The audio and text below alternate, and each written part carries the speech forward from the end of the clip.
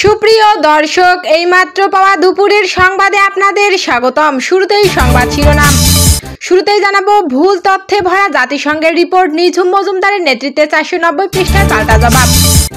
জানাবো, সারা দেশে লাগাতারভাবে আওয়ামী লীগের নেতাকর্মীদের নির্বিচারে গ্রেপ্তার, থাকছে বিস্তারিত। জানিয়ে দিব, ঢাকা মহানগর শ্রমিক লীগের নেতা সহ গ্রেপ্তার 5 জন, থাকছে বিস্তারিত প্রতিবেদনে। সর্বশেষ জানাবো, অস্ত্রের দাপটে অশান্ত দেশ, নিরাপত্তাহীনতায় দিন কাটাচ্ছে সাধারণ মানুষ। সুপ্রিয় দর্শক, এতক্ষণ শুনছিলেন সংবাদ শিরোনাম, এবারে জানাবো বিস্তারিত। তার আগে অনুরোধ থাকবে, ভিডিওটি ভালো লাগলে এবং আপডেট সংবাদ পেতে চ্যানেলটি সাবস্ক্রাইব করুন। ধন্যবাদ।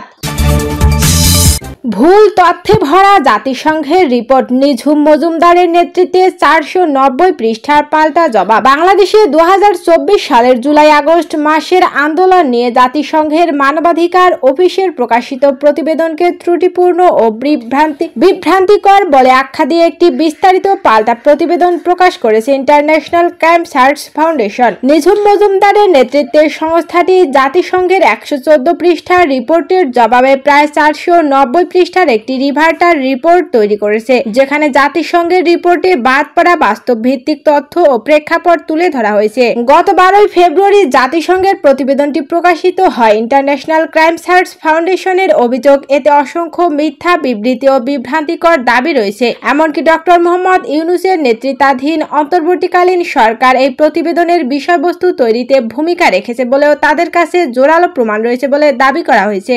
জাতিসংঘের এই প্রতিবেদনের সত্যতা উন্মোচনের লক্ষ্যে 40 জনেরও বেশি সদস্যের একটি দল নিয়ে গভীর অনুসন্ধান চালায় সংস্থাটি। বিভিন্ন দলে বিভক্ত হয়ে তারা নির্দিষ্ট বিষয়গুলো পুঙ্খানুপুঙ্খভাবে তদন্ত করে এবং সম্মিলিত প্রচেষ্টায় বিস্তারিত পাল্টা প্রতিবেদনটি তৈরি করে। এই উদ্যোগের এখানেই শেষ নয়। নিঝুম মজুমদার বিষয়টি নিয়ে জেনেভায় একটি সেমিনারে বক্তব্য রাখেন, যেখানে তিনি কেবল এই নির্দিষ্ট প্রতিবেদনটি নয়, বরং বাংলাদেশ সম্পর্কিত বৃহত্তর উদ্বেগের বিষয়গুলো আন্তর্জাতিক মহলের সামনে তুলে ধরেন। এই প্রকল্পের সঙ্গে যুক্ত একজন সদস্য তার অনুভূতি প্রকাশ করে বলেন, ভুল তথ্যের আড়ালে বাংলাদেশের আসল ঘটনা যাতে হারিয়ে না যায় তা নিশ্চিত করতে এমন একদল নিবেদিত, প্রতিভাবান ও উদ্যমী মানুষের পাশে দাঁড়াতে পেরে আমি গর্বিত। এই পাল্টা প্রতিবেদনটি আন্তর্জাতিক মহলে বাংলাদেশের ভাবমূর্তি নিয়ে চলমান আলোচনা একটি গুরুত্বপূর্ণ সংযোজন হিসেবে বিবেচিত হচ্ছে।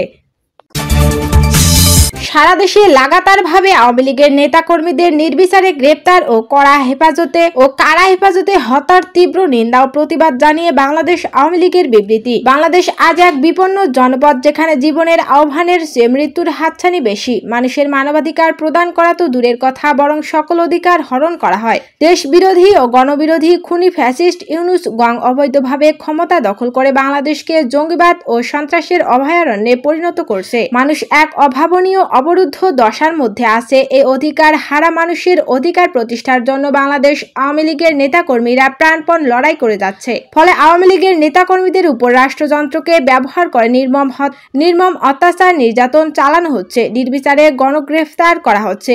এর বিরুদ্ধে কেউ কথা বললেই মব সন্ত্রাস লেলিয়ে দিয়ে তার টুটি চেপে ধরার অপচেষ্টা চালানো হচ্ছে। সমগ্র দেশ যেন একটা কারাগার এবং ভীত জনগণ বাকরুদ্ধ। অবৈধ দখলদার সরকারের প্রত্যক্ষ পৃষ্ঠপোষকতায় নির্দিষ্ট গোষ্ঠী রাষ্ট্র ক্ষমতার অপব্যবহার করে সম্পদের পাহাড় গড়েছে, আর জনগণ হচ্ছে তাদের ন্যায্য পাওনা থেকে বঞ্চিত। অন্যায়, গ্রেপ্তার আর মব সন্ত্রাসের আতঙ্কে দেশবাসী আতঙ্কগ্রস্ত।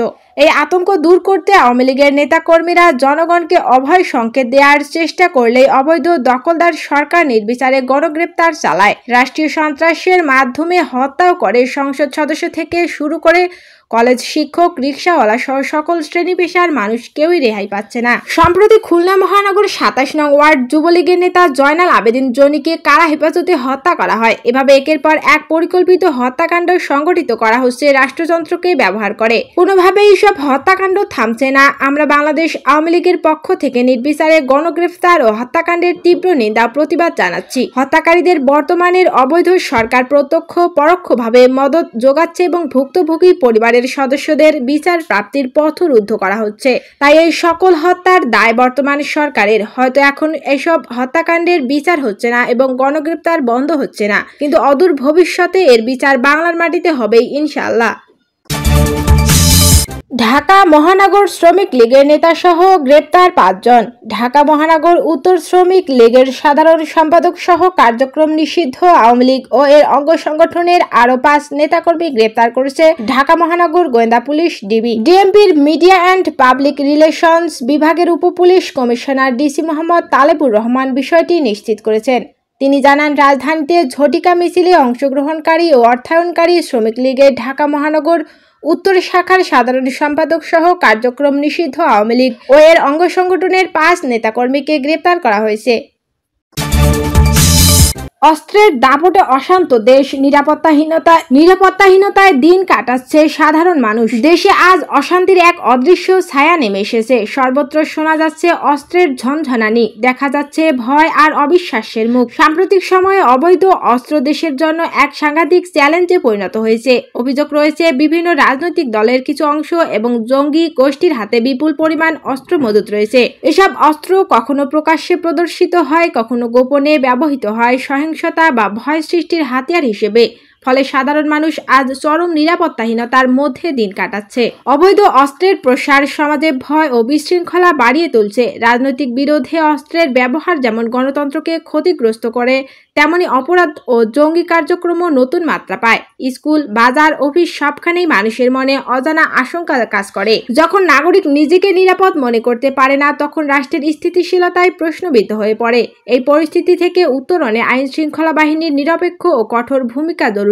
অবৈধ অস্ত্রধারীদের রাজনৈতিক পরিচয়ের ঊর্ধ্বে রেখে শাস্তির আওতায় আনতে হবে। পাশাপাশি সরকারের উচিত অস্ত্র উদ্ধার অভিযান আরো জোরদার করা এবং জনগণকে সচেতন করে সহযোগিতামূলক পরিবেশ তৈরি করা। দীর্ঘমেয়াদের সমাধান সম্ভব কেবল রাজনৈতিক সদিচ্ছা, সুশাসন ও সামাজিক ঐক্যের মাধ্যমে। অস্ত্রের দাপট নয়, শান্তি ও ন্যায় বিচারই হতে পারে দেশের আসল শক্তি। যখন রাষ্ট্র ও জনগণ একসঙ্গে দাঁড়াবে, তখনই অশান্তি, নিরাপত্তা ও স্থিতির পথ উন্মুক্ত হবে।